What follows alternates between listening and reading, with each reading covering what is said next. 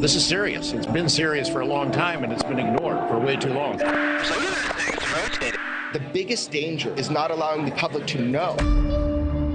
The biggest danger is secrecy, not transparency. Do you believe that our government is in possession of UAPs? Absolutely.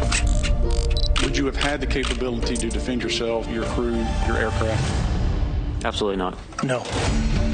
The technology that we faced was far superior than anything that we had. We're going to start talking to people. We're going to start naming names. Now it's on the front burner, and it's about time. The dam has broke and it is overflowing. What I personally witnessed was very disturbing. Someone can reach through the veil of government and pierce it to the point of we do not have access to something. You got to start asking yourself who the hell's in control. Did you have any personal knowledge of people who have been harmed or injured and conceal these extraterrestrial technology? Yes. Personally. Good evening, I'm Brian Entin. Welcome to our special report. A historic congressional hearing drew lines of spectators to the nation's capital, where under oath, 3 witnesses told lawmakers and the world, we are not alone and our government has proof. Remember, this all started with Pentagon whistleblower David Grush, who sat down with investigative journalist Ross Coulthart for an exclusive interview with NewsNation. He alleged the U.S. government has a secret crash retrieval program and claims it is in possession of UFOs, even bodies of dead pilots. David Grush sat before a House Oversight Committee this week alongside former Navy pilot Ryan Graves and Black Aces Squadron Commander David Fravor, both who say they saw something not of this world. You are going to hear their testimony tonight, along with some new major developments that have come out since that hearing. What Russia knows about UFOs and reports Russian warplanes have actually engaged with UFOs. Then we will discuss it all with our panel of experts, including investigative journalist Ross Coulthart, who first broke the story right here on NewsNation. Whether you believe it's UFOs or something else, it seems like there is something out there that top government leaders do not want us to know, something that is being hidden. So let's start with that allegation of a cover-up deep inside our own government, and the stunning moment when David Grush reveals to Congress just how high the stakes are. Thank you for being here, brother.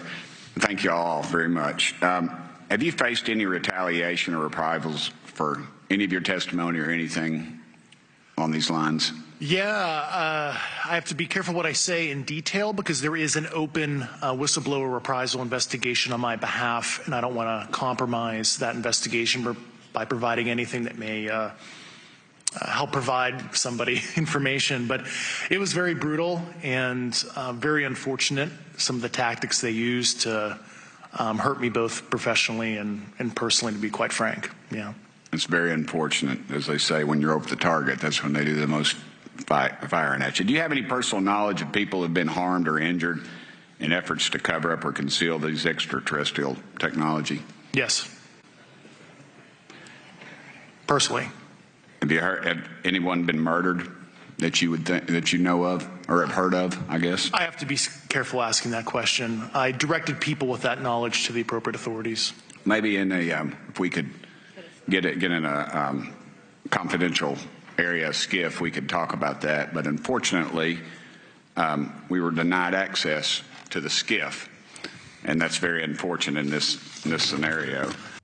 You heard Representative Tim Burchett just reference a SCIF. You're going to hear that word a lot tonight. It refers to a sensitive, compartmentalized information facility, essentially an ultra-secure room for government contractors and officials to review some of the nation's most sensitive and classified documents and information. This is all to protect our national security, which was also a top concern from this week's witnesses, especially when it comes to technology associated with UFOs. This is for any one of you. Based off of each of your experiences and observations, do you believe UAPs pose a potential threat to our national security? I'll do it. Yes, and here's why. The technology that we faced was far superior than anything that we had, and you could put that anywhere. If you had one, you captured one, you reverse engineered it, you got it to work, you're talking something that can go into space, go someplace, drop down in a matter of seconds, do whatever it wants, and leave, and there's nothing we can do about it. Nothing. Okay. You two? Well, I would also like to add, from a commercial aviation and military aviation perspective, we deal with uncertainty in our operating space as a matter of our professional actions. Identifying friend from foe is very important to us. And so when we have unidentified targets and we continue to ignore those due to a stigma or a fear of what it could be, that's an opening that our adversaries can take advantage of. What steps should be taken to better understand and respond to UAP encounters in the interest of national security? There needs to be a location where this information is centralized for processing, and there needs to be a two-way communication loop so the operators on the front end have a feedback and can get best practices on how to process information, what to do, and to ensure that their reporting is being listened to. Right now, there is not a lot of back and forth. Mr. Grush, in your complaint to the Intelligence Community Inspector General, you claim that you believe information is being hidden. What kind of information do you think was hidden, and do you think it should remain hidden? Yes, I can speak to that very briefly in an unclassified manner. As you know, the preponderance of my complaint was classified to the intelligence communities. Both material acquisition and exploitation activity, also baselining the UAPs but not sharing it with, intelligence professionals that are actually doing step briefs to pilots, that kind of information. So why do these pilots, Ryan Graves and David Fravor, say they believe what they saw in the skies were not of this earth? Here is exactly what they said under oath. Mr. Graves, again, I'd like to know, how do you know that these were not our aircraft? Some of the behaviors that we saw in a working area, we would see these objects being at 0.0 Mach, that's zero airspeed, over certain pieces of the ground. So what that means, just like a river, if you throw a bobber in, it's going to float downstream. These objects were staying completely stationary in Category 4 hurricane winds. These same objects would then accelerate to supersonic speeds, 1.1, 1.2 Mach, and they would do so in very erratic and quick behaviors that I don't have an explanation for. Okay. Have you spoken to commercial and military pilots that have seen these off of our East Coast? I have. Okay. Mr. Fravor, I noticed that in the Tic Tac video, it's Tic Tac like the candy, not TikTok like the Chinese Communist app. That's correct. Yes, sir. I just want to make that because my daughter corrected me on that and called me a boomer and said, "Hey, boomer," and I said, "No, baby, it's Tic Tac like the candy. You're going to have to just look it up." And but I would also like to say today is a day of many firsts. It's a miracle that we're having this meeting, and it's also a miracle that my wife has put up with me for 9 years today. Today is my anniversary, so I want to tell my wife happy anniversary and that I love her very much. As she likes to say, this 9 years have been the best 2 years of her life. So thank you. Mr. Fravor, what astonished you the most about the flight capabilities of these Tic Tac, very briefly? The performance, absolute performance. It was. And you're not aware of any other objects that anybody in the world has, in this world, that has those capabilities? No, I think it's far beyond actually our material science that we currently possess. Are you aware of any other reconnaissance platforms that have tracked or recorded the Tic Tac's maneuvers, maybe the NORAD system or any of the others? I am not. You heard Representative Tim Burchett really trying to get to the bottom of who knew what and when they knew it. He wants names and he wants titles, but as you're about to hear, a lot of that information David Grush says he cannot share publicly. Thank you, Mr. Chairman. I'm going to direct this, I believe, to Mr. Grush, but if any of you all feel like you need to jump in, just jump right in. We're good. Has the U.S. government become aware of actual evidence of extraterrestrial, otherwise unexplained forms of intelligence? And if so, when do you think this first occurred? I like to use the term non-human. I don't like to denote origin. Keeps the aperture open, both scientifically. Right. Certainly, like I've discussed publicly previously, 1930s. Okay.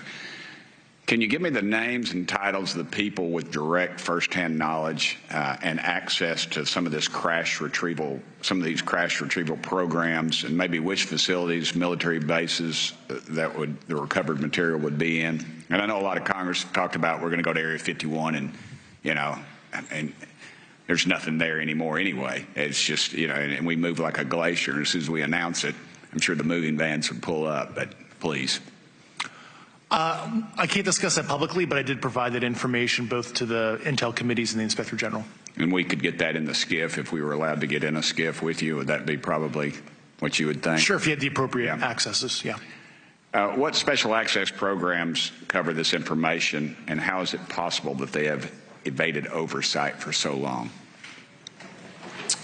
I do know the names. Once again, I can't discuss that publicly and how they've evaded oversight. In a closed setting, I can tell you the specific tradecraft used. All right.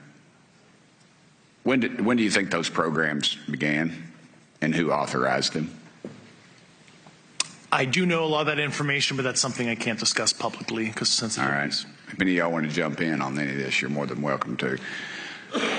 What level of security clearance is required to fully access these programs?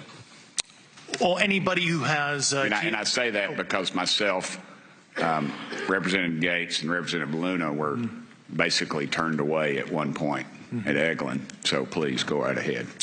Certainly difference between member access and say somebody like me, but anybody who has a TSSCI clearance and meets the eligibility criteria, the access adjudicative authority should be able to grant you access. Mr. Burchett, if you'll yield, so just to put a fine point on that, there's nothing that you're aware of that's above special access program classification. It's a misnomer that there's anything actually above top secret. Executive Order 13526 delineates the classification levels. Right, but I draw a point on that because we can have access to those programs, and so the notion that we're not being given that access sort of defies our typical muscle memory here in Congress. Thank you, Mr. Burchett. I'll yield back to you. Thank you, Mr. Gates.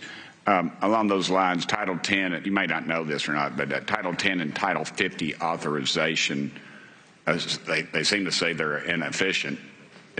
So who gets to decide this, in your opinion, in the past? It's a group of career senior executive officials.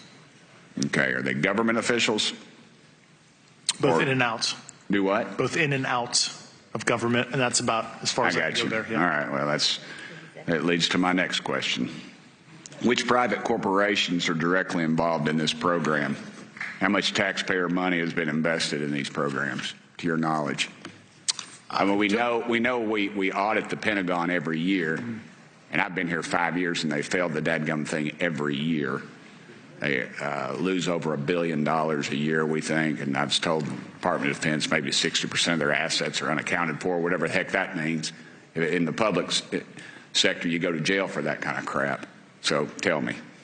Yeah, I know when I'm $1 off of my DTS travel voucher, I get hammered, but it seems like it doesn't work the other way. If you sell over $600 worth of stuff on eBay, now you get a call from the IRS. So please, what corporations? Yeah, I don't know the specific metrics towards the end of your question. The specific corporations I did provide to the committees in specific divisions, and I spent 11.5 hours with both Intel committees. So. Okay, has there been an active U.S. government disinformation campaign to deny the existence of unidentified aerial phenomena?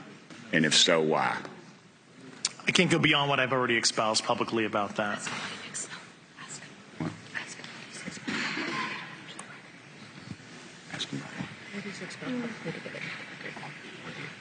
What you said to get it into the record. Like, ask them what that is so you can get it into the congressional record. Okay, I've been told to ask you what that is and how to get it in the record. What have you stated publicly in your interviews for the congressional record? If you reference my NewsNation interview, and I talk about a multi-decade, campaign to disenfranchise public interest, basically. Yeah. Thank you. I apologize, Mr. Chairman. I yield back negative 21 seconds. Okay, this is really just the beginning. Buckle up because we have a lot more ahead from those hearings, including more about an incident at Eglin Air Force Base that got the attention of Florida Representative Matt Gaetz, and AOC's exchange with the witnesses over a possible money trail. Plus, if you believe we have crashed craft, stated earlier, do we have the bodies of the pilots who piloted this craft?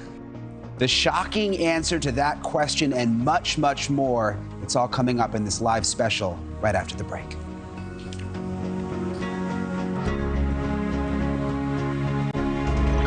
we have bodies? Do we have species of Well, non-human? naturally, when you recover something that's either landed or crashed, sometimes you encounter dead pilots. And believe it or not, as fantastical as that sounds, it's true. That was definitely one of the most shocking claims made by Pentagon whistleblower David Grush during his exclusive interview with investigative journalist Ross Coulthart right here on NewsNation. You're going to hear from Ross later in the show. We'll have him on live, along with other experts as part of our roundtable on the historic hearings and what comes next and what's been learned since those hearings. But first, Congresswoman Nancy Mace presses for more information about what military pilots Ryan Graves and David Fravor say they encountered. And she pushes David Grush on his claim about dead pilots, where he shares even more detail. So my first question, I have several questions, and if we can just be quick on these first two, I'm going to ask each of you the same question, and then I'll get to each of you individually. The first one, when you reported your experiences with a UAP, did any of you face any repercussions with your superiors, yes or no? No. No. I've actually never seen anything personally, believe it or not. So. All right. And then do you believe there's an active disinformation campaign within our government to deny existence of UAPs, yes or no? I don't have an answer to that. As previously stated publicly, yes. I think previously with like Project Blue Book, yes, but currently I don't speak for the United States government. Okay. Thank you. I have a few questions for Mr. Graves. What percentage of UAP sightings, in your belief, go unreported by our pilots? This is an approximation based off of my personal experience speaking with a number of pilots, but I would estimate we're somewhere near 5% reporting, perhaps. So like 95% basically don't report seeing UAPs? That's just my personal estimate. In the incident off Virginia Beach, do you believe the Navy took the danger to your aircraft seriously after it was reported? Absolutely. A few questions for Mr. Favor. As an expert naval aviator, have you ever seen an object that looked and moved like the Tic Tac UAP? No. Did the Tic Tac UAP move in such a way that defied the laws of physics? The way we understand them, yes. Many dismiss UAP reports as classified weapons testing by our own government, but in your experience as a pilot, does our government typically test advanced weapon systems right next to multi-million-dollar jets without informing our pilots? No, we have test ranges for that. It took over 15 years for your encounter with the Tic Tac to be declassified. Do you feel there was a good reason to prevent lawmakers from having access to this footage? No, I just think it was ignored when it happened, and it just sat somewhere in a file. Never got reported. In a drawer. It happens a lot up here. Shocker. Mr. Grush, a couple of questions for you too, sir, this morning. What percentage of UAPs do you feel are adequately investigated by the U.S. government, of the 5% that are reported? I can only speak for my personal leadership over at NGA. I tried to look at every report that came through that I could triage. So. Do you believe that officials at the highest levels of our national security apparatus have unlawfully withheld information from Congress and subverted our oversight authority? There are certain elected leaders that had more information that I'm not sure what they've shared with certain Gang of Eight members or et cetera, but certainly I would not be surprised. Okay. You've stated that the government is in possession of potentially non-human spacecraft.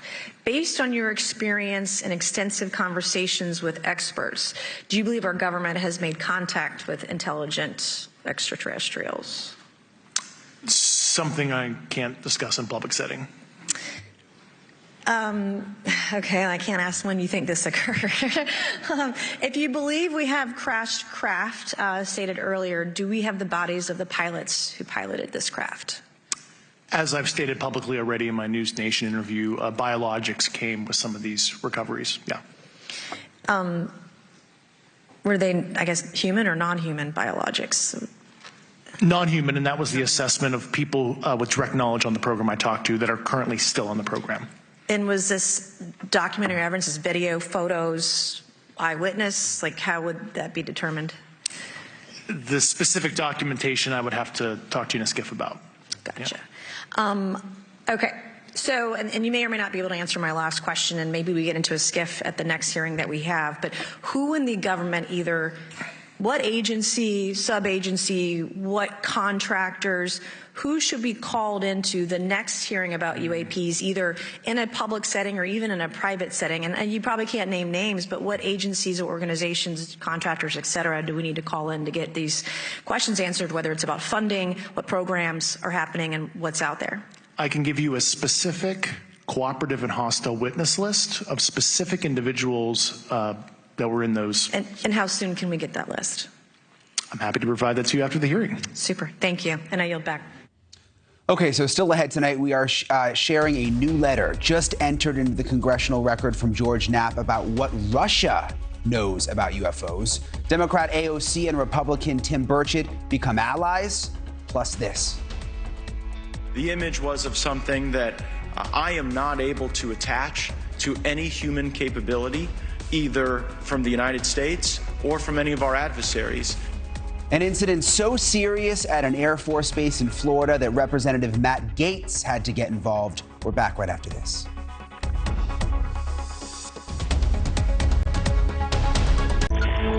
Welcome back to this special edition of News Nation after a historic week in Washington with bombshell testimony on UFOs and allegations of decades-old secrets kept deep inside our own government. We have brand new details and documents tonight entered into the congressional record and new bipartisan alliances coming together in the wake of all of these allegations. More on that coming up ahead live with our panel. But let's go back to a significant moment during Wednesday's hearings when Florida Republican Representative Matt Gaetz made a guest appearance, and he shared for the first time ever a chilling encounter and the roadblocks he says he faced while trying to get answers.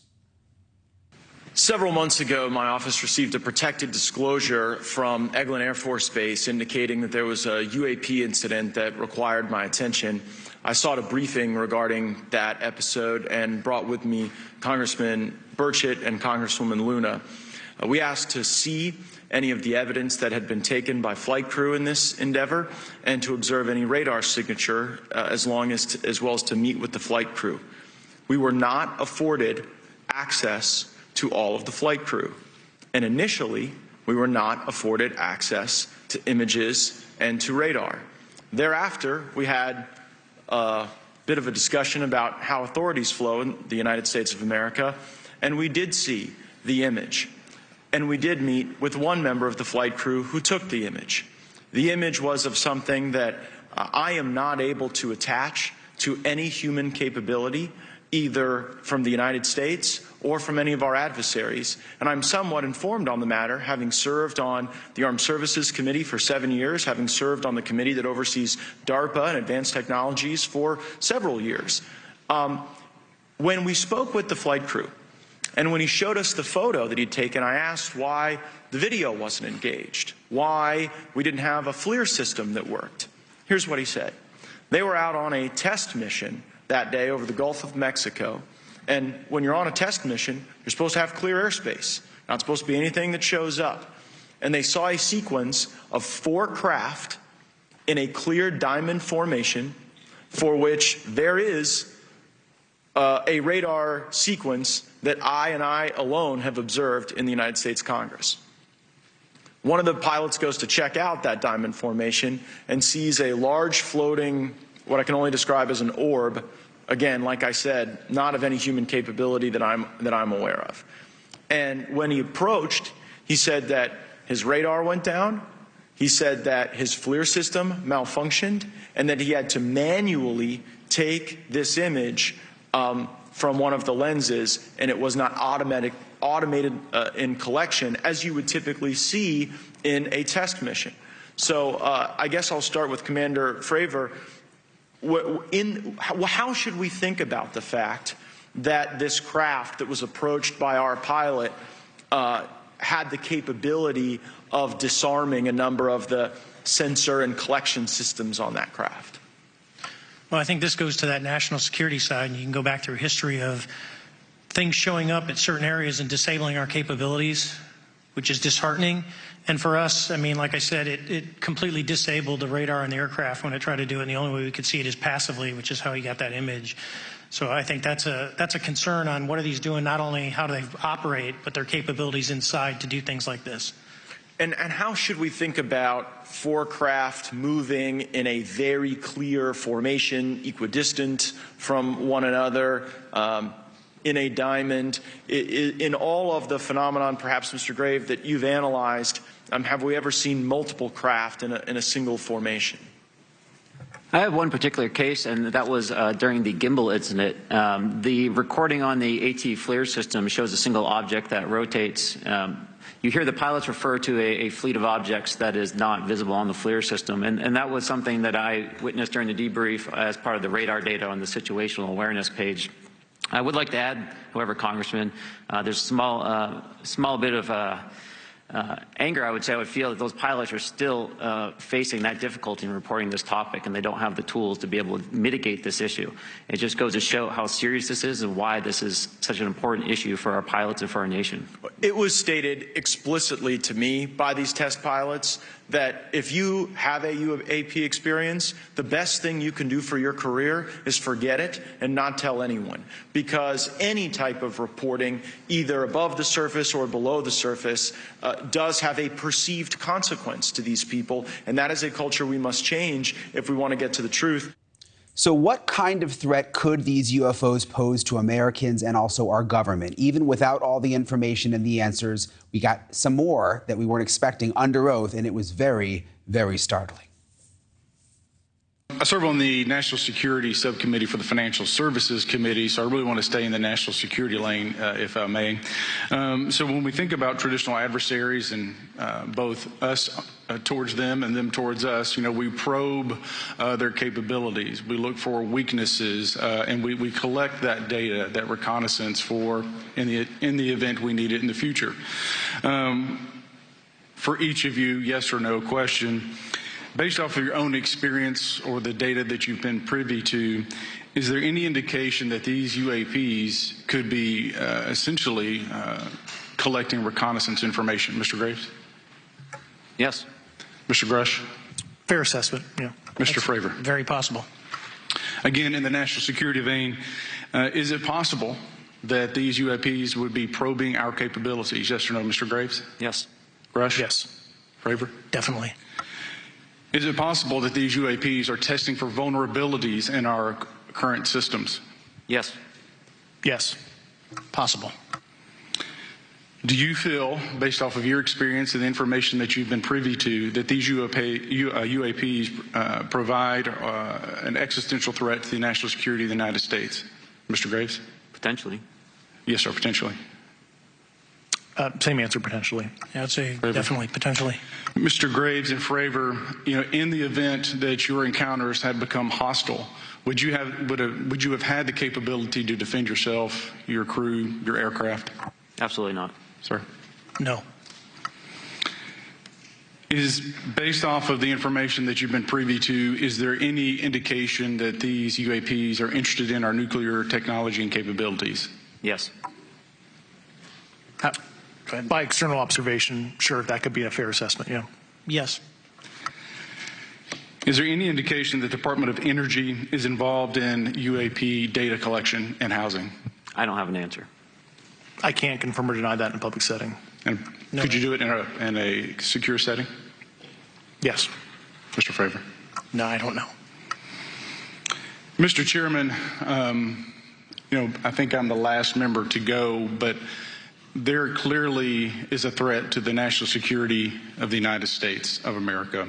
As members of Congress, we have a responsibility to maintain oversight and be aware of these activities so that, if appropriate, we take action. I would encourage the chairman to demand that we have any and all, but in particular Mr. Grush, talk to us in a skiff.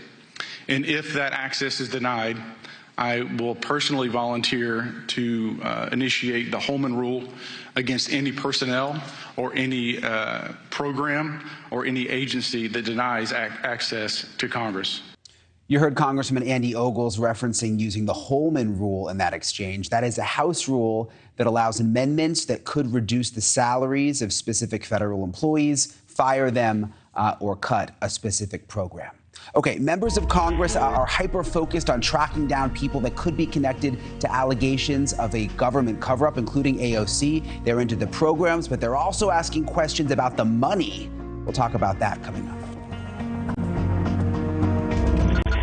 Pentagon whistleblower David Grush's bombshell claims in an exclusive NewsNation interview has set off unprecedented movement in Washington and new calls for transparency from notable lawmakers, including Democrat Alexandria Ocasio-Cortez, who tries to connect the dots between alleged UAP secret programs, government contractors, and government agencies. Mr. Grush, you sat on the Unidentified Anomalous Phenomenon Task Force created in the 2020 NDAA, correct? Yes. There have been some things that have been mentioned here during this hearing that I wanted to pick up on. Mr. Graves, you mentioned specifically during the answers to one of your questions, you named Boeing contractors being engaged in an incident regarding this red cube about a football field wide. I was wondering if you could speak a little bit about the interaction, or Mr. Grush, either of you, the interactions between defense contractor companies and any UAP-related programs or activities. So I'll just say that the information about the contractor themselves were provided by a witness, and I have no particular detail in that relationship. Mr. Grush. The kind of general unclassed wave tops, certainly the contractors, are the metal benders, so to speak, they're the ones actually doing specific performance on government contracts. Are they required to issue any disclosure regarding UAP sightings, or do they engage in any reporting around this? In terms of the contractors? Yes. Not that I'm aware of. They do not. Okay. Now, when it comes to notification that you had mentioned about IRAD programs, we have seen defense contractors abuse their contracts before through this committee. I have seen it personally, and I have also seen the notification requirements to Congress abused. I am wondering, one of the loopholes that we see in the law is that there is, at least from my vantage point, is that depending on what we're seeing, is that there are no actual definitions or requirements for notification. What methods of notification did you observe? Like when they say they notified Congress, how did they do that? Do you have insight into that? For certain IRAD activities, I can only think of ones conventional in nature. Sometimes they flow through certain, I'll just say, SAP programs that have cognizant authority over the Air Force or something, and those are congressionally reported compartments, but IRAD is literally internal to the contractor, so as long as it's money, either profits, private investment, et cetera, they can do whatever they want. To put a finer point on it, when there's a requirement for any agency or company to notify, or any agency to notify Congress, do they contact the chairman of a committee? Do they get them on the phone specifically? Is this through an email to hypothetically a dead email box? A lot of it comes through what they call the PPR, Periodic Program Review process. If it's a SAP or Controlled Access Program Equity, and then those go to the specific committees, whether it be the SAS, CASC, HISI. Thank you. I apologize. My time is limited. Mr. Graves, one of your main concerns is that the FAA currently does not have an official process to receive reports of UAP from pilots or others, correct? Correct. And in your experience, what data should the Aero program prioritize for potential collection? We have, location, date, time, but are there other specific characteristics that should be included in these reports? Certainly. I think that there's two categories that would be important. One would be kinematics and understanding the specifics of how the vehicle or objects are moving. And the second would be a more zoomed out approach of being able to look at origin and destination before the incident, as well as getting a better contextual understanding of how these objects are interacting with each other. Thank you. Now, because I only have a minute left, I apologize, we only have 5 minutes today, but for the record, if you were me, where would you look? Titles, programs, departments, regions, if you could just name anything. And I put that as an open question to the three of you. I'd be happy to give you that in a closed environment. I can tell you specifically. Thank you. Commander Fravor? And I would say, and I've told people that you have to know where to look. They're not going to divulge it to you because of the classification levels. But if you know where to look and who to talk to, which is exactly what Mr. Grush can point you, then you have them. Okay. Mr. Graves? I was an operator, so I was depending on folks like Mr. Grush to do that homework. Okay. Thank you very much. I yield back to the chair. And so now it seems the floodgates have opened, and the response from leading lawmakers on UFOs is about as direct as it could be. We're going to start talking to people. We're going to start naming names. What has happened since these witnesses testified and the new information that has since come out? We've got it when we come back. Representatives Tim Burchett and Anna Paulina Luna have essentially been leading the charge to uncover whatever secrets they believe the government may be hiding about UFOs. And immediately following this week's hearing, they shared even more plans. We were denied access to the skiff, and so to my knowledge, what's going to happen now is not only do we have the support of the chairman, but they're going to get a nice letter from Congress. And as you heard, Representative Ogle said, if we're denied, we're going to use the Holman Rule and we'll defund the position. And then what about this talk for a full repository of all the data on it? Is that something you're going to support with legislation coming out? Yes. Talk to us more about that. It's very multifaceted. We've got so many ideas now. Like I said, this is just the first of many, and I mean, the reason we got this is because we told them we would just do the field hearings, and we were going to do them in my front yard. My wife and daughter were going to grill out hamburgers and hot dogs, and y'all would all be invited, and we could ask everything, and we could bring everybody there. So they didn't want that, so they brought us back here. So, it's still an uphill battle, though. I mean, every step of the way has been. Has this made you realize that we are not alone? I knew it before. I didn't need this, but I'd seen enough. I've seen enough, and I would hope that you all would get that opportunity to see what And we've I'm sure seen. you guys have heard enough, too. I mean, you heard the testimony of some of the technology. Representative Ogle's asked some great questions, but when you have a senior military pilots and officials saying that there's technology that they don't believe is from us, from humans. And also, you got to realize 3 United States congressmen were denied by our military. We're supposed to be telling them what to do, not the other way around. And so we're going to continue on that path. Well, I just think it should be noted, I posed the question, does UAP technology potentially pose an existential threat to the national security of the United States of America? And all 3 of the witnesses answered yes. Congress has a responsibility now to move forward aggressively to get to the answers to these questions, even if it's in a secure environment. Towards the end of the hearing, you all spoke about reverse engineering. I just want to hear, what do you think about the situation, as well as what are legislative approaches that you can take to ensure transparency? Well, reverse engineering, of course, we're talking about something that we have no concept of. So it's like, I'm a motorcycle guy. So if I took a Harley Davidson or one of the new Indians and took it back to the people on the Mayflower, yeah, they could shine it. They wouldn't be able to fix the carburetor. They wouldn't be able to change the plugs. They might be able to figure out where the gas goes. They might get it started. But that's sort of where we're at with the reverse engineering. It's just so much ahead of us. But the question you have to ask, and it was alluded to in there, was that it's been handed off to people within the business community so that there is no FOIA, that you all in the press have no access. So, where does the line end and where does it begin between the government and big business? And I think it'd be wise for you all to start looking at some financial disclosures of some of those corporations, some of the people who do the stonewalling in this town. You talked about the intel communities blocking access. We continue to see that. And my second question is about the corporations.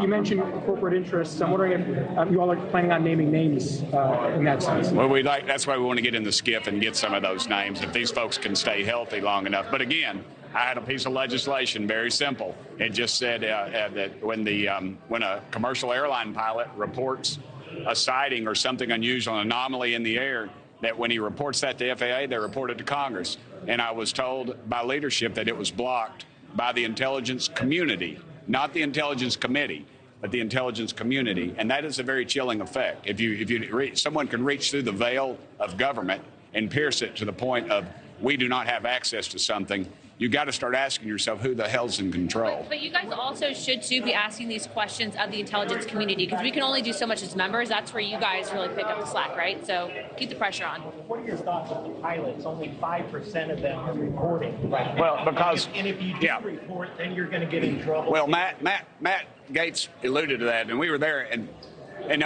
that's when the CIA folks got a little nervous when we were talking, and when we were told that apparently that they do destroy the evidence because they don't want to come back and be pulled off the flight line. Now they say they're debriefed, but it's 8 hours. They're interrogated. They're pulled off the flight line. These guys don't make a lot of money. They fly in a $50 million piece of machinery, yet they're treated like dogs. And then on the backside, they get a blemish on their record. So, it's this military intelligence. Like I've said, military intelligence is like congressional ethics. It doesn't exist. Are you concerned they're using reverse engineering? That is something that my office can answer. We'll get you the information, but we did request a SCIF briefing room for us, as well as Moskowitz, Representative Gates, as well as Representative Burchett and Burleson. Yes. That we will get you that information to follow up. Please reach out to my office. Did you ask Speaker McCarthy's office? I will be. I'll be talking to Speaker McCarthy. Actually, he's the one that gave the green light to this meeting. He's the one, because Luna and I went to him. Man, you asked me about reverse engineering. Do you think that there's something nefarious going on with reverse engineering? Do you have any reason to believe that? I don't know about nefarious, but this is aircraft Americans. This country has apparently, according to witnesses, that they've retrieved, yet we don't have access to it, that someone else is profiting from it. I think that you could get into some, if you have espionage from other countries and things like that, I'd rather we have that than China.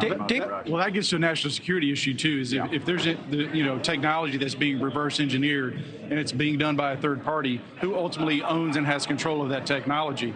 So again, those are questions that Congress should be asking and that we get answers to. To that point, David Grush did say in there that he gave information to the inspectors general about where these things are allegedly located. Do you have access to that? It's a letter that's going to be penned that the members who are here today will likely sign on, as well as any other member, Democrat or Republican, to get that information and then disclose it to the American people. Potentially visit those sites? 100%. We'll see what they have, yeah. Yeah, 100%. Hey, y'all, what's next? We're going to formulate some more ideas. We'll get some legislation out of this. But what I'd hoped, honestly, was I'm shocked, actually, at just the amount of information that came out, because all the roadblocks that we were put up against us. So I think what's going to happen now, the floodgates, other people are going to say, I've got some information, I'd like to come swear in. And that's what we're going to start doing. We're going to start talking to people. We're going to start naming names. I want you to think about this. Think about this, that something with the capabilities of traveling light years, not showing a heat signature, and the energy capabilities of that would put the Pentagon out of business. We wouldn't be fighting these worthless wars overseas over oil, and American boys and girls wouldn't be dying. It would put the war pigs out of business, and they'd have to go somewhere else, and I'm all for that. I'm all for that. All right, guys. Is that good?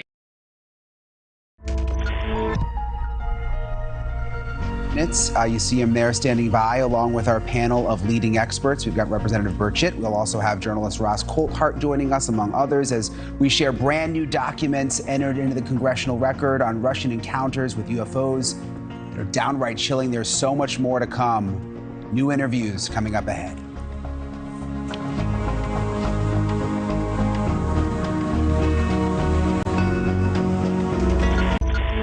Welcome back to our special coverage of the UFO congressional hearings. We went through all the major moments from this week's hearings. It's a lot to process. So much has even happened since then, though, including new allegations that Russia also has a secret UFO program and has even shot at UFOs. I want to welcome Congressman Tim Burchett, who is really at the forefront of making the UFO hearings happen. You saw him over the last hour. Thank you so much for being with us, Congressman. I want to start with this new letter that was entered into the congressional record from George Knapp, the investigative journalist, with these really unbelievable claims with Russia and their UFO program.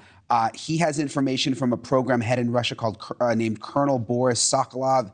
It says Sokolov said there had been 45 incidents in which Russian warplanes engaged with UFOs, chased them, even shot at them. In most recent incidents, the UFOs shot away at unbelievable speeds, but in 3 incidents, the Russian warplanes were dibbled and crashed. 2 of the pilots were killed. And after those incidents, they go on to say that there was this nationwide order that UFOs should be left alone because, in the words of the top air defense official, they have incredible capacities for retaliation. That's a new letter that's been entered since the hearings, Congressman. I hadn't heard that before. Pretty unbelievable. Did you know about this Russian connection? Well, as you know, George Knapp is probably the foremost expert in your field on this issue. If it wasn't for him, we wouldn't know about Area 51, just the rumors that were about it. He actually broke that story and many others, and he's still an active journalist. And anything George comes up with, I'm not surprised about. But George is also a friend of mine. I guess I should say that for the record. But yeah, there's always been talk about Russia, of course, the secrecy around it and things that have happened over there. But sure, it's a lot of they cover a lot of ground over there. So obviously, they'd had some instances, and this one in particular is of great interest. Yeah, it's interesting to hear that they had this program, very, very intense program, sophisticated, where they were studying UFOs for years. He said there was other evidence about the secret Russian program that he received from former Senate Majority Leader Harry Reid. They were very, very close for years and giving each other information. He says UFOs appeared over a Russian missile base. This was also interesting. Again, now in the congressional record, UFOs appeared over the base, performed astonishing maneuvers in front of stunned eyewitnesses, and then somehow took control of the launch system. The missiles aimed at the U.S. were suddenly fired up. Launch control codes were somehow entered, and the base was unable to stop what could have been initiated World War III. Then just as suddenly the UFOs disappeared and the launch control system shut down. I mean, if you're not concerned about national security with this issue, I mean, that pretty much sums it up right there. If that's all true, and again, you talk about George Knapp's credibility, it's really alarming. Well, and oddly enough, an event like that happened in the United States of America. You can research it. I can't recall the name of it right now, but it's been pretty well documented that the UFOs were sighted over a nuclear installation, and it was completely shut down, and they couldn't figure out what was going on with it. And to this day, they're not sure, other than the fact that there were UFOs flying around it. And that was actually alluded to in the Intelligence Committee's only open meeting that they had concerning this issue. It was asked by one of the congressional members about that specific incident. Of course, the gentlemen who were heading up that program for the Pentagon couldn't spell UFOs, much less UAP. They had no clue of what he was talking about. And I'm sure they went back and asked their grandkids, and their grandkids probably said, "Google it, Granddad." Yeah, we just spent the last hour going over all of the highlights of the hearing from Wednesday. But when you talk about the nuclear site, there's so much that didn't come out. It seems like this is just the tip of the iceberg. Very much so. You know, we're going to start. I would hope that Speaker McCarthy, and I would hope that the American public would contact their legislators and say, hey, or congressional legislators and their senators, say this is something of a serious nature. We want to know what the heck's going on, and why are y'all covering it up? And why do we keep funding a Pentagon that loses over $1 billion a year, that has never passed an audit, yet they're coming to us now whispering in some members here, hey, we need to study this. We need to get ahead of this. Send us more money, when in fact they've been asleep at the switch and not, well, they haven't been asleep at the switch. They know exactly what's going on. And so they're already asking for more money? They're already asking for more money after the hearings? Why, sure. They've already started. Well, look at Chuck Schumer's bill. That's going to cost money. I don't know how much, but that's going to cost money. I've said all along, NASA, Pentagon, all of our Department of Defense, turn loose your files. Quit sending us these redacted files that look like a piece of Swiss cheese, like somebody shot it with a 12-gauge shotgun. You can't make out heads or tails, maybe the date, and that's about it on it. And they don't, it just continued to be covered up. The legislation I had that just said, if you're a commercial airline pilot and you are going to send a report to the FAA about an anomalous sighting or a UFO or what have you, that report would be sent to Congress. Yet it was blocked by the intelligence community. These people that do not have an elected, they're not elected, they're appointed.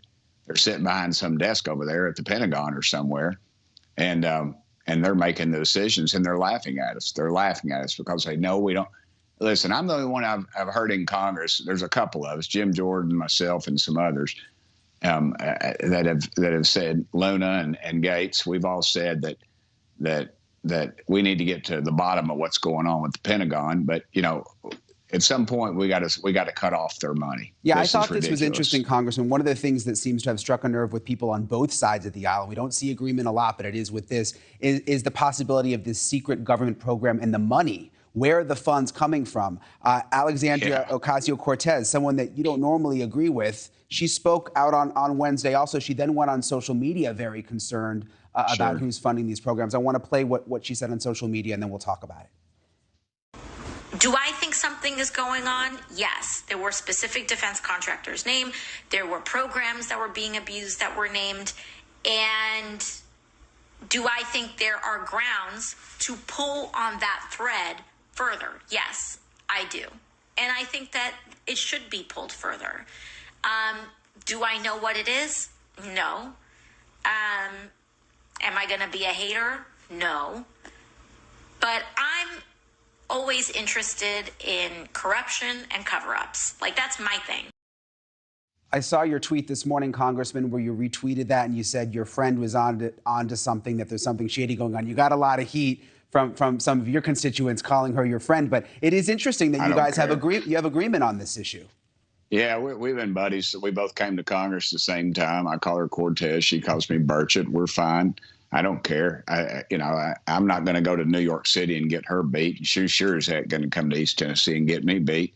And so we're friends, and it's a good relationship, you know. And I was encouraged by her line of questioning. If you saw my second or third line of questionings, I just went down that list and I got down to the point of where that exactly is what's going on. They are hiding money or what have you. It's unchecked money. They're overcharging people for stuff, and they're using that money for something else. And what the hell they're using it for? Well, I'll tell you, it's covering up the biggest issue that will face us in our lifetime. And that is there life out there, and do we know about it? Yeah, it's the question that has all of us fascinated. You mentioned during the hearings that you wanted to get David Grush into a SCIF to get more information. Are there plans to make that happen?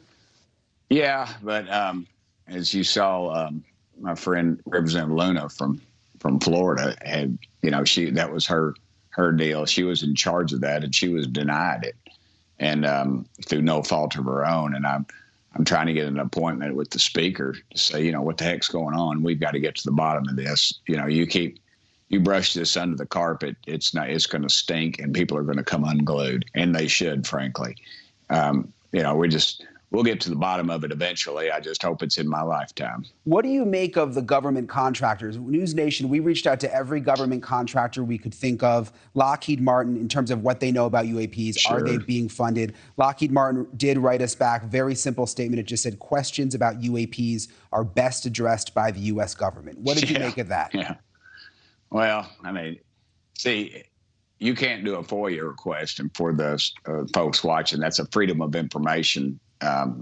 You can't ask for that from a private business, nor can I as a congressman. So what they do is it's kind of hand in glove. It's been handed off to these businesses since the 40s, I guess. And that sort of shields it from us, and they get these sweetheart contracts doing who knows what. And they're the ones researching it. And so compartmentalized that the people working on it probably don't even know what they're working on. They're working on analyzing a piece of metal or some other biological entity, and they don't know what they're dealing with. Yeah. And so it keeps it very compartmentalized, and that's what's going on. I would encourage you all to start in the media, it's public record, and the public to start looking at these financial disclosures of these elected officials, the ones that are at top positions, and just see what gravy train they're on, and you might see why they don't push the envelope on any of these important questions. Well, it's interesting. It's not hard to figure out the ones that don't want to talk about it or don't write us back or don't want to do the interviews or are nowhere near the hearing room when these things go on. It doesn't take a rocket scientist to figure that out. One quick thing I wondered about, Congressman, I interviewed you about a week before the hearings, and you said you thought there was going to be about half a dozen witnesses, so 6 witnesses. We ended up seeing the 3 witnesses. Was there a plan to have more? Absolutely. And we had one tell us that he'd received a call from, I guess, maybe the Pentagon, and he or she decided that maybe it wasn't best that they were on there. We had somebody who was an affiliation with NASA, and NASA will say, well, they didn't work for NASA. This is news to us, but it was one of their quasi something, I don't know. But anyway, and they turned us, or they backed out at the end. And then we had one more, I think, that backed out. And, we just had so many roadblocks from even the press conference. We were going to do a press conference to talk about this, myself and three others. And a reporter, actually, one of your colleagues, put his microphone down.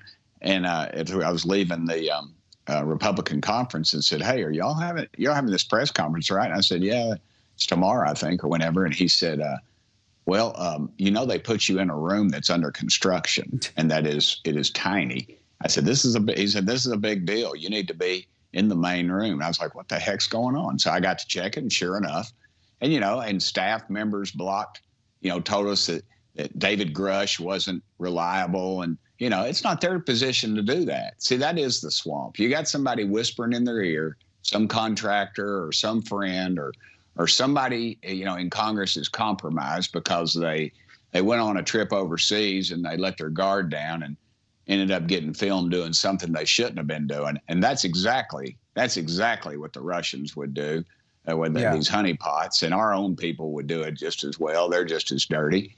And so,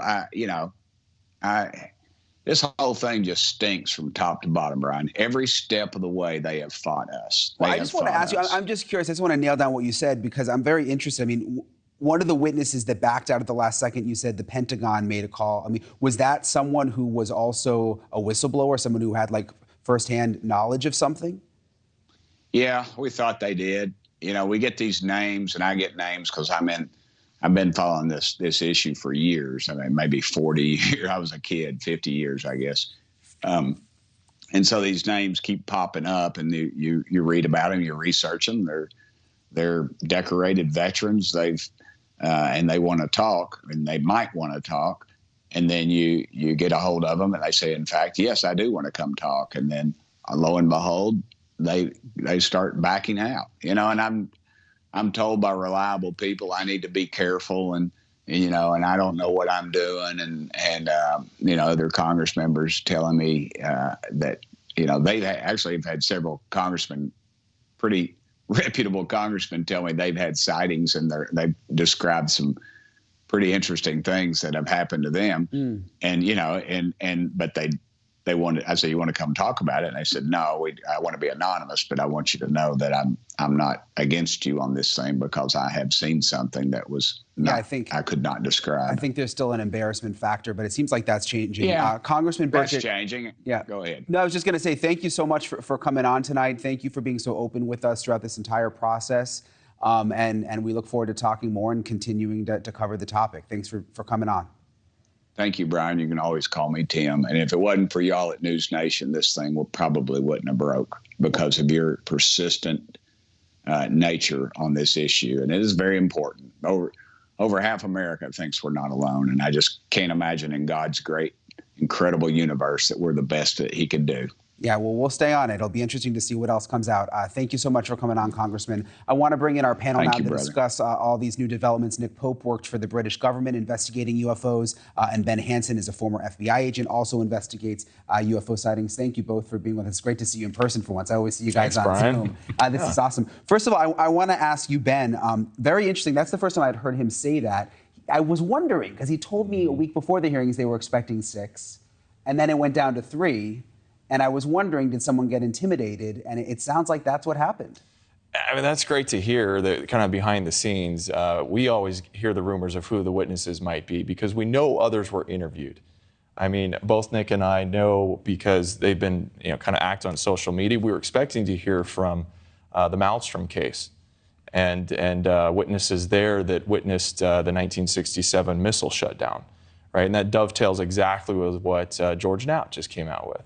So I do believe, though, there is plenty of room for the next hearings that we're going to hear from some of these other witnesses.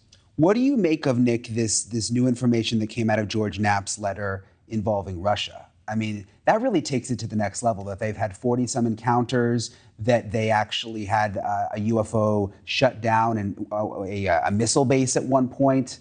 Really alarming stuff. Yeah, it's a timely reminder that this is a global phenomenon, and certainly Russia had and still has a program looking at this. China has a program looking at it. The UK, of course, where I I worked. I'm intrigued. There are missiles being shut down. There are missiles being put into their pre-launch sequence. Most disturbing, well, almost as disturbing, these shoot-downs or these attempted shoot-downs. I've heard 3 previous stories, but not from Russia. One actually from the UK of aircraft ordered to shoot down. The UFO moved off. One from Iran, where the actual aircraft systems were disabled, and one from Peru, where he did shoot at the thing, and he said the rounds were hit it but got absorbed. So fascinated to hear that there are Russian cases too. It's interesting. The head of AARO, which is the All-Domain Anomaly Resolution Office, the people who are supposed to be investigating UFOs,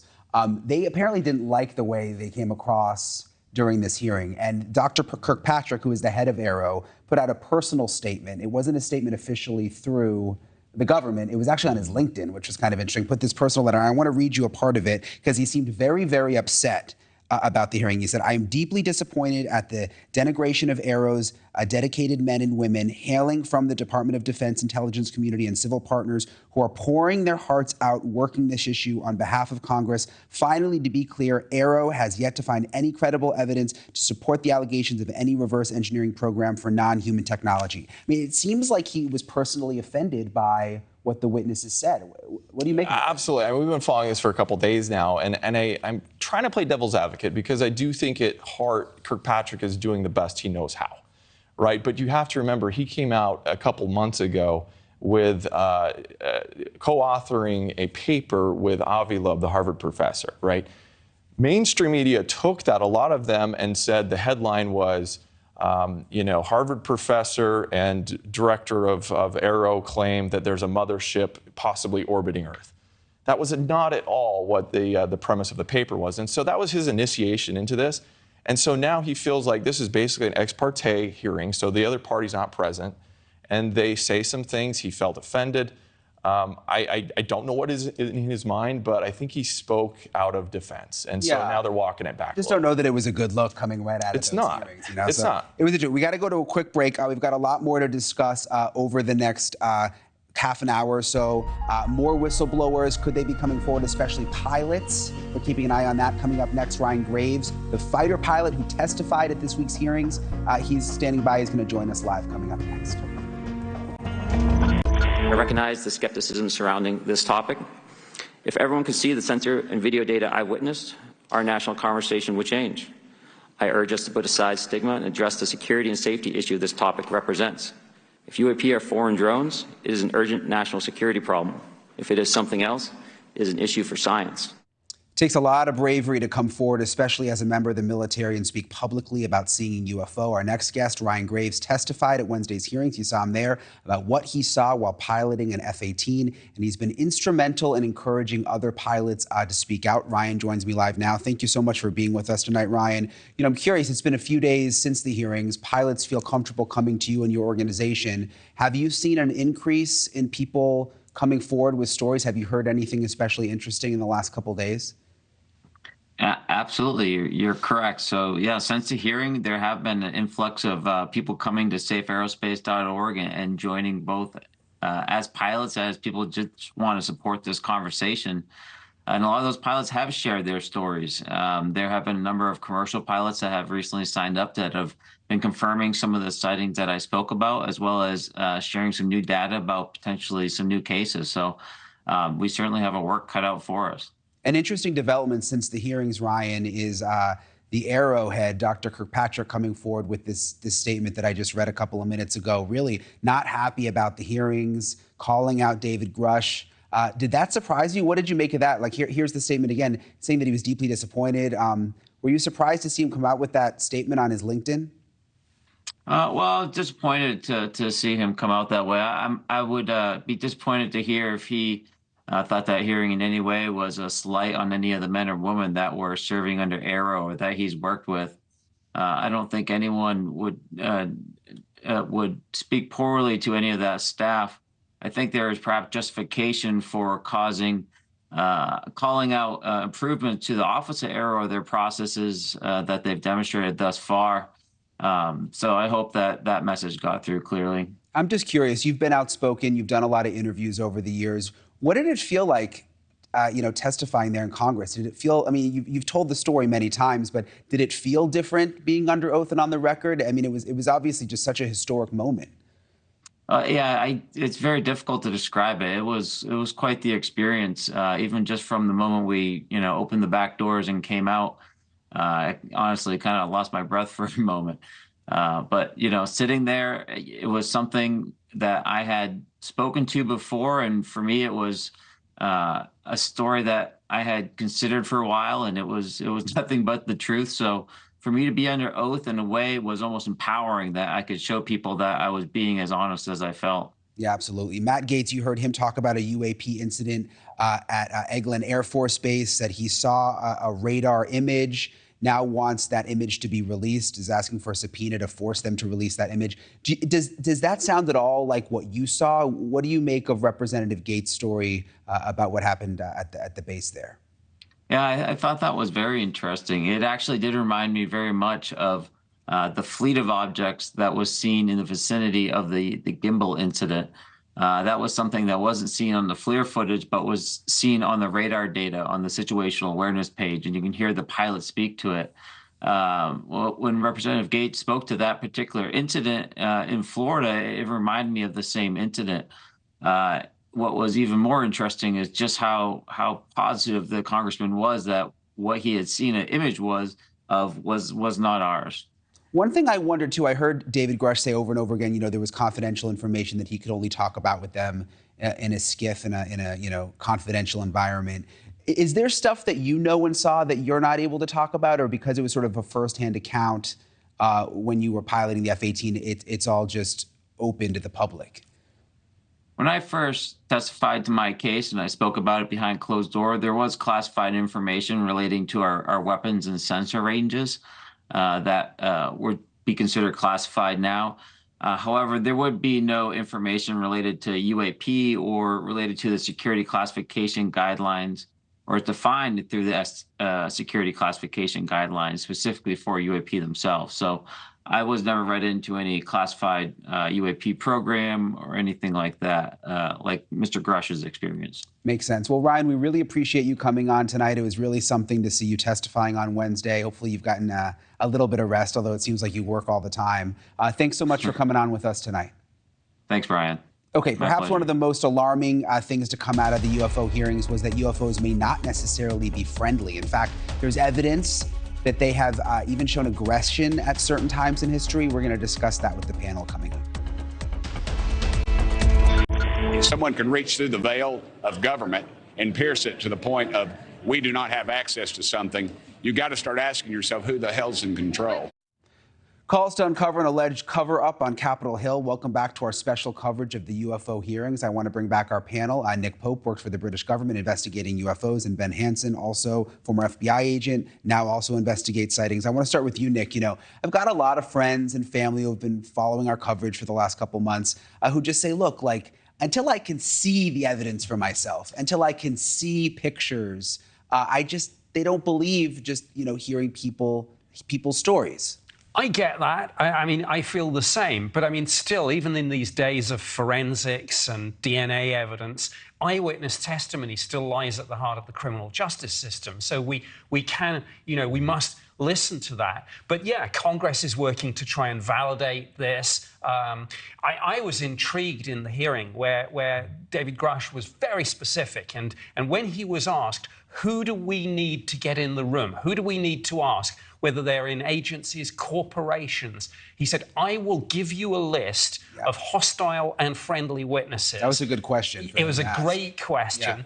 And he said he will do it after the hearing. I would love to see that list, because that will tell us where to look for these programs. Yep, and I've asked myself over and over again, why would these guys lie? With their history, top military officials, it just doesn't make sense that they would just suddenly make all this up. I want to play a soundbite from the David Grush interview he did with us initially, something that was kind of alarming when he talks about the potential that these UAPs could actually be aggressive. We'll listen to it and then we'll talk about it. I've been told that there have been attempts to bring down craft, that we've acted offensively against non-human craft. There have been instances, and there are certain techniques. Have human beings been hurt or killed by a non-human intelligence? While I can't get into the specifics because that would reveal certain U.S. classified operations, I was briefed by a few individuals on the program that there were malevolent events like that. I mean, Ben, that's scary to hear. I mean, yeah, it's scary. Like, you almost don't want it to be true. I mean, is this something we've known? I mean, you've been studying this for a long time, long before me. Is this something that we've known about? Well, the problem is a lot of this is rumored that we can't document. And so if David Grush has that information, it's going to be spectacular. But we can go back as far as what we call the red alert in D.C. in '52, right? 2 weekends over July, these objects would show up and then scatter when they'd scramble jets. I have information I can't verify yet, but that we actually lost a jet that night. Now, even if they're not shooting them down, this is very dangerous. It's no game when you scramble jets, in a sortie to go after something because you're flying extreme speeds. That alone is dangerous. Right now, we're talking about that they might have actually been shot down. Burchett said he saw something that made him feel as if they had the weaponry to turn us into, I think he said, briquettes, or charcoal. Yeah. Right? So that automatically should make this a very serious issue. We need to know what the intentions of whoever they are. What's this nuclear incident, Nick, that we hear people talking about? Was there an incident in a nuclear plant? The congressman kind of alluded to it. It's long been claimed that there's a connection between UFOs and nuclear weapons, and there have been a series of incidents where there have been sightings over nuclear power plants, missile silos and such like, and one of them in Malmstrom Air Force Base in 1967. A number of the missiles, when there was a UFO over the facility, apparently went offline. Well, whatever we think caused that, there will be a paper trail. And that's why it's so important. I mean, we heard questions about the Department of Energy. That's why it's important they're looped into this. It's also important that we get this information declassified. And of course, that's one of the things going forward that's going to be in Chuck Schumer's amendment to the new defense bill. That's what I thought. I just brought this letter out again from George Knapp, which he put into the congressional record. He talks about this advanced weapons system application program. It's this secret program that apparently Harry Reid knew about. And he's saying, like, go back and get all those documents now, like that these Congress people need to go back and get the documents. I'm curious, Ben, you've been at a pilots conference essentially in Wisconsin for the last several days talking to pilots. We had you on Banfield a couple of nights. What have you learned from me? Are more pilots coming forward with stories? Absolutely. So I got there Wednesday, so right after the hearings happened in the morning.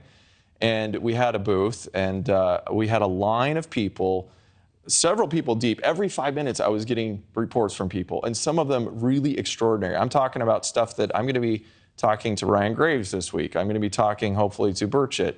People that might become whistleblowers because some of these happened while they're on Navy ships. Some of these things happened with commercial pilots.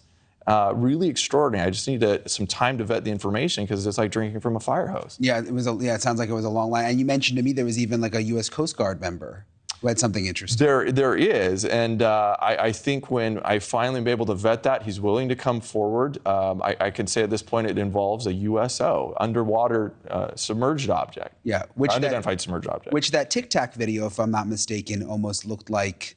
Didn't it kind of look like it went in and out of the water at one point? Am I thinking of the right video? Well, there are several. There's actually there's one where something does appear to go into the water and then come out. But absolutely, with the Tic Tac incident, there are allegations that this is this so-called transmedium travel, the apparent ability of these objects, whatever they are, to move seamlessly, say, between space and the atmosphere and underwater, and in reverse. And the thing with the Tic Tac is, again, some of my friends, we don't know where that video came from. Yeah, we do. It actually came from the military. Like, you can't dispute where the video came from. That's obviously one of the most alarming ones. Don't go anywhere. We have more questions for you, more time with you in a minute.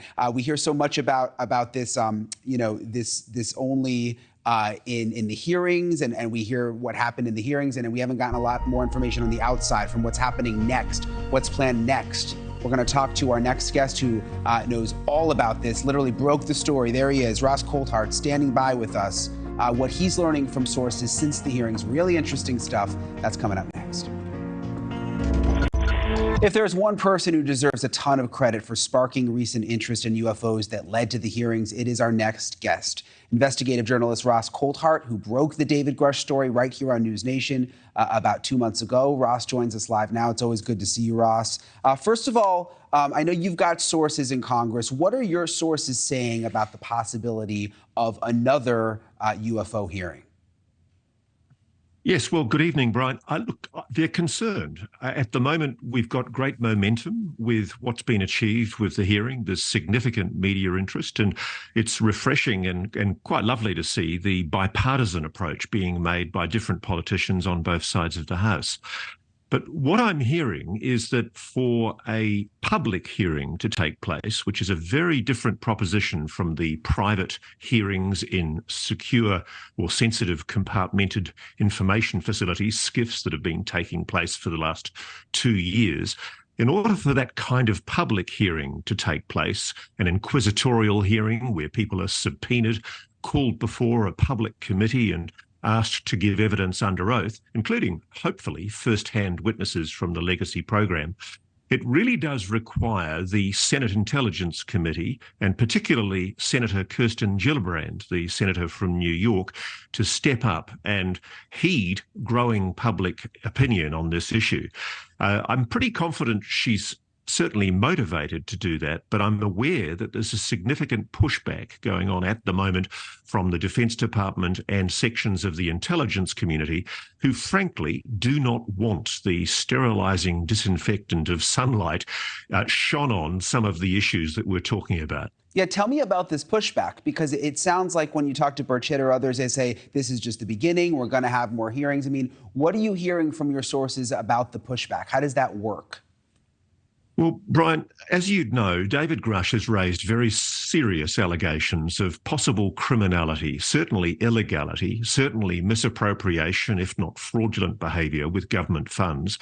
The allegation is that essentially the wool has been pulled over the eye of Congress, that there have been lies told to oversight committees, that even potentially presidents have been misled. It really doesn't get much more serious than this. And that's why people like AOC, Tim Burchett, even Senator Marco Rubio are talking on both sides of the House about the importance of accountability, of restoring Congress's transparency and control and oversight over these programs, if they are real, to make sure that they fully comply with the congressional requirements. And the difficulty is there are people who are obviously responsible for this, who are presumably at very high positions in both the defence and intelligence community, and who also are very influential inside some of our biggest aerospace contractors. I've just had a conversation this morning with somebody who approached me on behalf of a witness, a potential witness from within the legacy program, somebody who purports to have direct knowledge of the very same program that David Grush is talking about. And they're asking my advice about how to approach. And frankly, one of the issues at the moment is that the Pentagon's UFO UAP investigation office, ARRO, it's sending out a shocking signal. It doesn't have a phone number. It doesn't have an email address. It doesn't even have a website. And its Twitter page hasn't posted a tweet since the very first tweet it posted last year. It's a really good point. If this truly is an agency inside the Pentagon that's seriously interested in proactively investigating and hearing from witnesses, it's not sending that message out. And so I'm in the dilemma at the moment. Where do I send these poor people? And I'm encouraging them to consider going forward to either the Inspector General of the intelligence community or the Inspector General of the Defence Force, or to, frankly, just come forward to the Senate Intelligence Committee with the evidence they have. Because I have to say, not a lot of people have a lot of faith in the current body that the Pentagon has entrusted and that Congress has mandated to do these kind of investigations. Yeah, and we know that that firsthand whistleblowers are coming forward. I mean, David Grush mentioned it in his testimony that there was someone else with firsthand knowledge of a crash retrieval program who did go to the Inspector General with a document with testimony of what they saw. So there is more to come. Ross, incredible reporting. Thank you so much for coming on with us tonight. We'll talk to you soon. A real pleasure. Okay, still to come, is there no turning back now when it comes to the quest to look into a possible UFO cover-up? Or is it possible this all fades away? You heard Ross say it. Is it possible there are powerful people who don't want this to move forward and it's going to get shut down? I'll talk to our panel about it with their final thoughts coming up after this.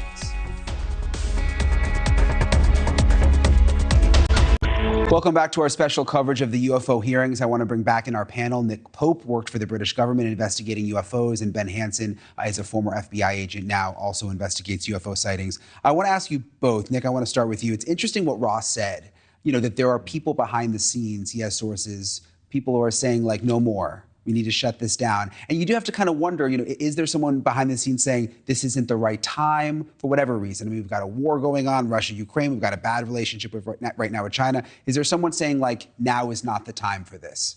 Well, what we've seen this week with the letter from Dr. Kirkpatrick and the statement from Sue Goff at the DOD, we've seen the empire strikes back. And of course, the government will try to control the narrative, and there's the struggle for narrative control going on right now. But you can't get the toothpaste back into the tube. And ultimately, there's a critical mass that has built up here. There's too much interest, too much at stake. I mean, there are allegations of what may well be criminal offenses, certainly Congress being misled. Congress is not going to let that drop. And we've got more things coming, of course. The NASA report is due next month.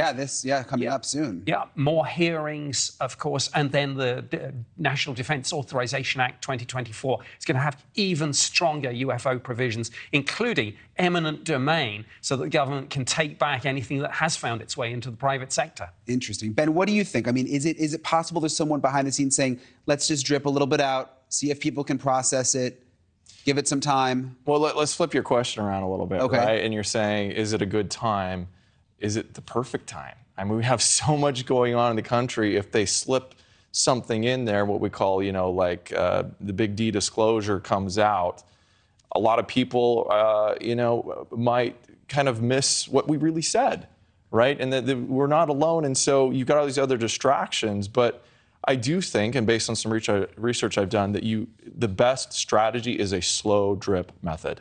So as much as I hate it, as much as I want it out right now, I think the rational thing to do is to slowly release this. So like Nick said, you can't put it back. It's already in the history books, but it might take long. But even that makes me uncomfortable. It makes me think of COVID, like when they hid stuff from us, and they didn't want to tell us everything. It's like, we're humans. We, don't hide stuff from But COVID American is a perfect example. And the problem is there was horrible risk messaging in COVID. We were told completely opposite things on something we knew a lot about, the pandemic. We've been planning for pandemics. But look at this, we know so little about something such as this, and who are the experts. If this comes out, there's going to be mass confusion, potential, and I think they need to stay ahead of the game. Or is it possible that social media, we move from one story to the next? We only have about 30 seconds left, but is it possible that people just process it and move on? I think so, but I think Ben's point about COVID is a good one. Societal panic, we saw it. And when you panic, you don't make good decisions, whether it's government, health authorities, the media, or the public. Nick Pope, Ben Hansen, you both have helped us process all of this for the last couple months. Thank you so much for coming on tonight. Thanks, Brian. Really appreciate it. It's crazy to think that it was 55 days ago that we aired the story with UFO whistleblower David Grush here on NewsNation. We vetted it. We vetted him. We knew he was legit. We also knew that we were going into uncharted territory. I don't think any of us expected that just 55 days later, we would be covering congressional hearings. But here we are. At what feels like a moment, we could be up on the cusp of learning a lot more. And NewsNation, hopefully you've figured it out. We have no agenda. We're not a network of UFO believers or of UFO skeptics. We are journalists committed to following the truth wherever it takes us. We're a new network born out of a need to be different and cover stories that no one else is covering. And you can count on us to keep pushing and demanding the truth for the American people and for the world. Thanks so much for watching. Good night.